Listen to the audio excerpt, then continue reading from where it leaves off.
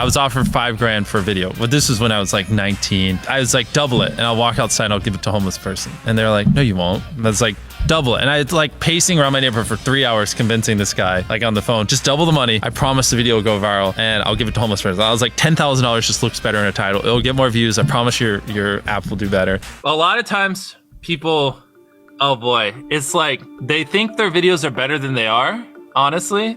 And tell them, Jimmy, tell them. I mean, they do that, and they have horrible friend groups because you really are like the type of YouTubers you hang around. It's getting people with the right YouTuber friend group that aren't pussies and will actually tell them when their content's bad and like actually roast it and help them get better in a nice, positive way. Basically what I did was I've somehow found these other like 4 lunatics. 3 of us were college dropouts, 1 was a high school dropout, and 1, I don't know, he just like quit his job. We were all super small YouTubers, and we basically talked every day for 1,000 days in a row and did nothing but just like hyper study like what makes a good video, what makes a good thumbnail, what's good pacing, like how to go viral. We would just get on Skype every morning, and like some days like I'd get on Skype at 7 a.m. and I'd be in the call until like 10 p.m. and then I'd go to bed, I'd wake up and I'd do it again. We'd do things like take 1,000 thumbnails and see if like there's a correlation to the brightness of the thumbnail to how many views it got. Imagine a world where it's just you working solo and you work 12 hours a day every day for like a year. And you're just grinding, you make a mistake, you learn from it, you grind, you make a mistake, you learn from it, and you do that for like a year.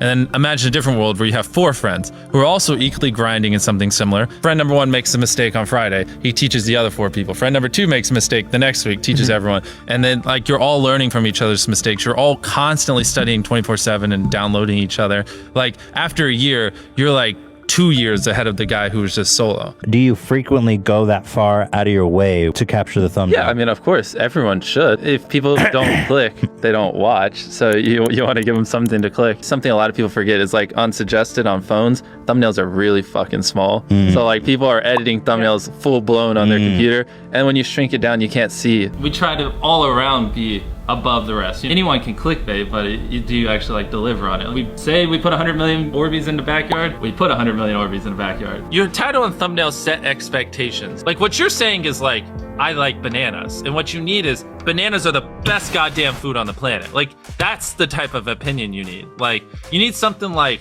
how to get 100 million views on YouTube, or not even that, that's not strong enough. You need something that makes people go, what the fuck? What the fuck did he say in that video? What the fuck?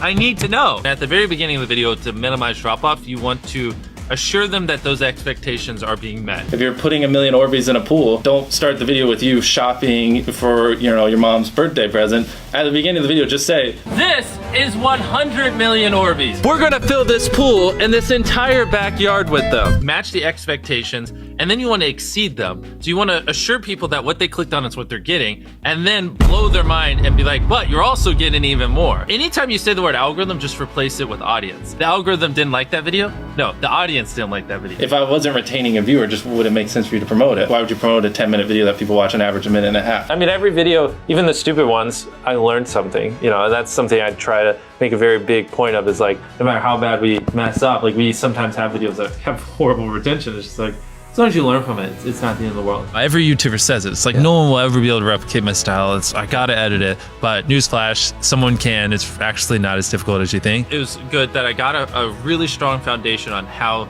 YouTube works and how the style of videos I wanted and everything before I scaled up a team, if that makes any sense. I just want to make sure that's clear, because I've seen people try to build the team without foundation and knowing how to do well. I know that if we film this video, it will do well, just because I've spent a decade of my life hyper obsessing over YouTube and I have a good pulse on it. But if you didn't have that, then you wouldn't know. Like, you wouldn't be able to spend $4 million on a Squid Game, because you might lose $2 million and then you can't pay your people. But of course, yeah, if I didn't have these people, I couldn't do half the stuff I do. For the last like 8 or 9 years, like every dollar I've made, I just spent it the next month on content. And I just did that every single month, and it just kept getting bigger and bigger, and here we are. Since I was 13, there probably hasn't been a single hour that's gone by that I've been awake where I haven't thought about YouTube. Like, I'm just focused on making the best videos possible, period. I don't care about making money. I don't care about time. I don't care about anything. I just want to make the best videos on the planet. Literally all the algorithm does is reflect what the people want to a T. And if you deny that, you just make terrible videos and are trying to find a scapegoat. We do our videos in other languages as well. If you Google it, it's like only whatever, less than 10% of the world speaks English. So 90% of the world can't even enjoy your content. And when I realized that, I was like, wait a minute. 90% of the world can't even watch this stuff. Like, we just started doing this like 6 months ago, and it's crazy like how viral some of these videos are going. 51 million. In Spanish, the guy who does my dubs is the same guy who dubbed Spider-Man. We managed to convince him. So a lot of those comments are like, why does he sound like Spider-Man? Or is Mr. Beast Spider-Man? To me, what's important is click-through rate, getting people to click on your video, and then average view duration, average view percentage, or just relative retention, and having them watch it. A lot of creators think click-through rate is just like the title and thumbnail and did they click it, but a lot of it too is, did they enjoy your last video? Because if someone watches a video of yours and they loved it, you can bet the next time you're recommended, their chance of clicking is a lot higher. Sometimes we're filming for 3 or 4 days, like 10 hours a day, 30, 40 hours of filming plus months of setup, whereas most creators probably film for a couple hours and set up for a day. Outside of just filming, we brainstorm video ideas, relentlessly, hours every day. By always doing all those things, it just distinctively sets it so far apart that it's basically, in my head, it's like, why would you not watch it? Viewers aren't stupid. They can tell when you half ASS, I don't know if I'm allowed to curse, a video, or if you really put in effort. And if they can tell you're putting in a lot of effort, they're gonna be more likely to click on future videos. And that snowballs. And because once you build that trust, they get to a point where it doesn't matter what you upload. They just know it's high effort and they just know it's great. And they're just conditioned just to watch because you have a good track record. And so with filming, it's just like trying to make sure we're doing everything we can, no matter how expensive it is, no matter how much time it takes, to make the best video possible. A lot of people, if they gave away 100 grand, they would make a huge deal about it. But sometimes we're just like, yeah, here's 100 grand. Thanks for watching, bye. Doing it that way makes it more fun and just more interesting. So I like to keep a little bit of it mysterious because I think that's what people enjoy. A lot of people aren't willing to put in 10 hours days because they don't like what they're doing. So it's finding what they enjoy, because it is like a long grind. You're doing for years, not months. So if you don't enjoy it, then you're gonna burn out. I just had the blessing of finding what I loved at a young age. So because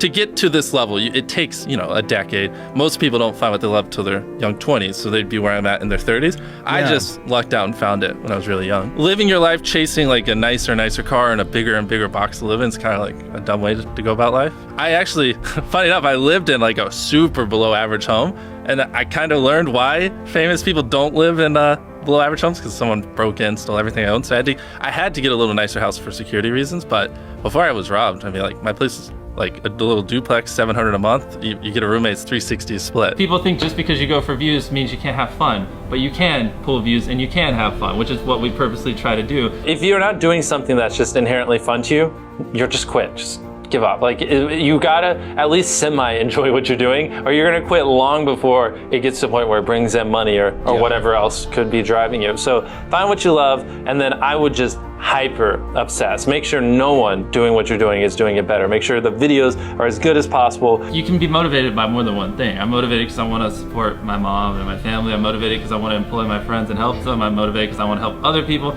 I'm motivated because I want to be a YouTuber. I feel like that's another misconception. You can have lots of things that drive you. Absolutely. Yeah. Absolutely. So there's just tons of stuff that drive me. And everything drives me to wanting to be a YouTuber, so I kind of obsess over it. For the people that are willing to be coachable, I would say just education. There is a lot of misinformation out there that people live and breathe by, the weirdest stuff. I gotta upload at midnight on Wednesdays or my videos don't do well. It's just dumb stuff like that just, they don't realize how badly they're handicapping themselves. Some minor tips I could give is if somehow you could have a payoff at the end, then more people are gonna watch to the end just to see what happened. Whichever one of these 456 people survives the longest wins 456 grand.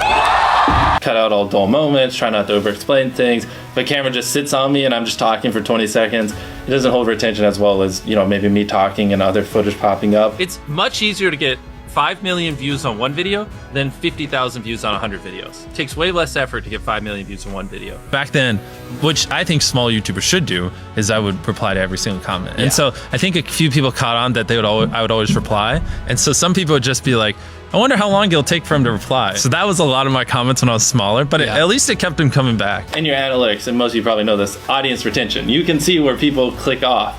Just literally go through your last 50 videos, write down where everyone clicked off, and then just don't do those things again. But wait a minute, Mr. Beast. What if I don't know how to actually improve my average view duration? How do I know where to start? What if I'm just a noob? Well, in order to better retain your viewers, it's first helpful to have a really deep understanding of how they experience YouTube, to put yourself in their shoes. And in this video, I explain 5 simple steps that will help you do just that. Check it out.